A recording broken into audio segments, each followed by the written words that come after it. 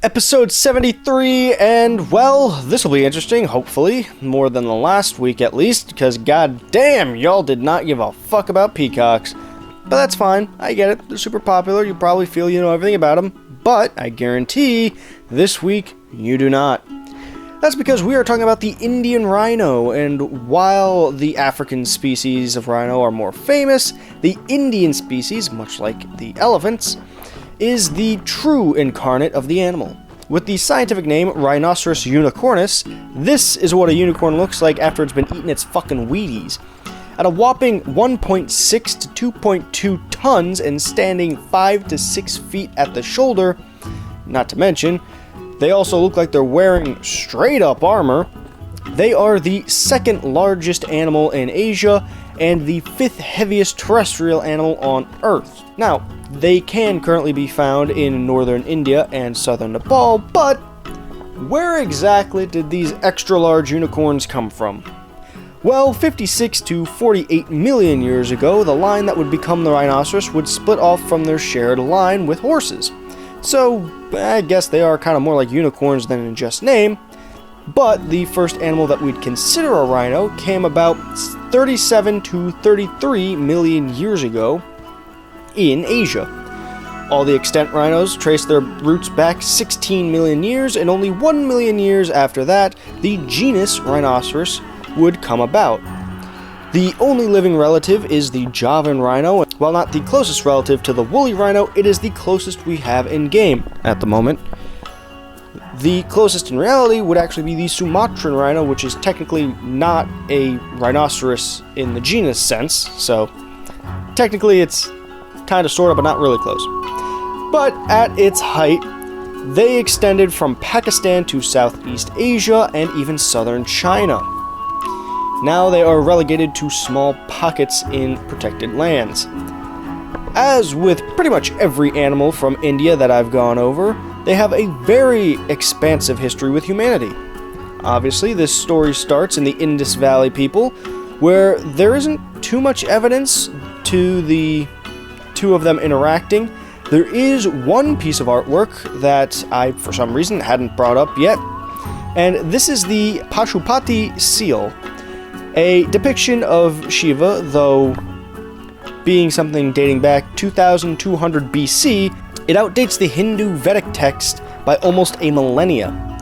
Now, to be fair, the belief in gods do tend to outdate their original text, but it would be interesting if there was a lost religion.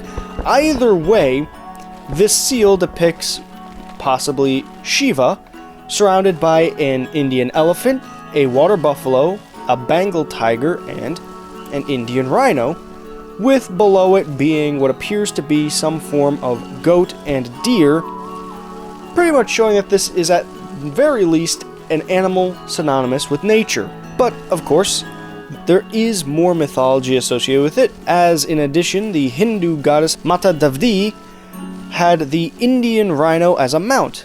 However, there is a possibility that she was just the divine personification of the rhino, and it was kind of hard finding concrete evidence on that, but if you can clarify, I'd really appreciate it in the comments. As with the peacock, Buddhist beliefs associate certain traits to the rhino, and to nobody's surprise, its strength and stoicism.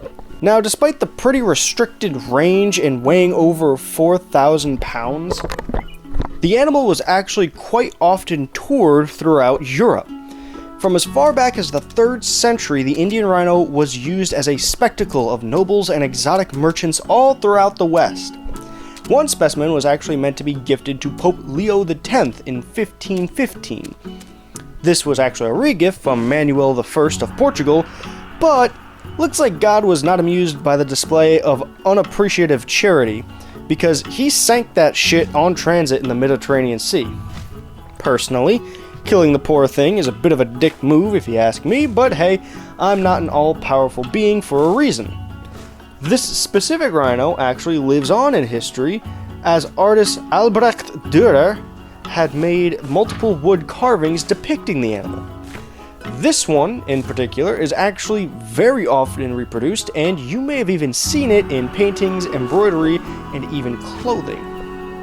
Now, let's talk about why this species is so recognizable, the armored look.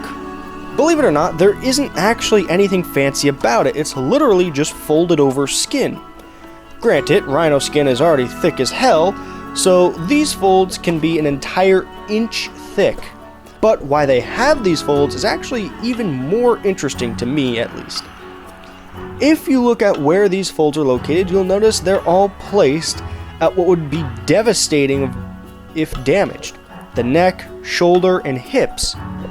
While an adult Indian rhino has very little to worry about when it comes to predation, these are for defending against other rhinos. While most might see the horn as the main weapon for a rhino, that is not true.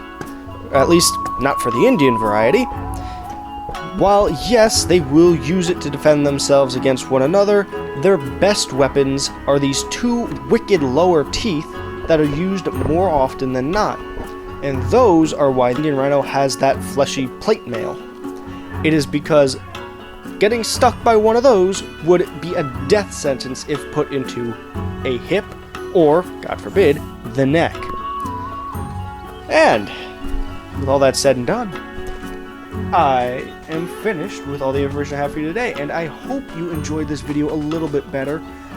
If there's anything you would like to add, feel free to leave a like and a comment. I am really hoping to kind of move forward with the things I'm doing, so if you have any suggestions on how I can make this a better series, please let me know. I have a few ideas in the woodwork, but we'll see if I end up actually doing them. So, until next time, go outside, touch grass, hug your loved ones, drink water, and bye-bye.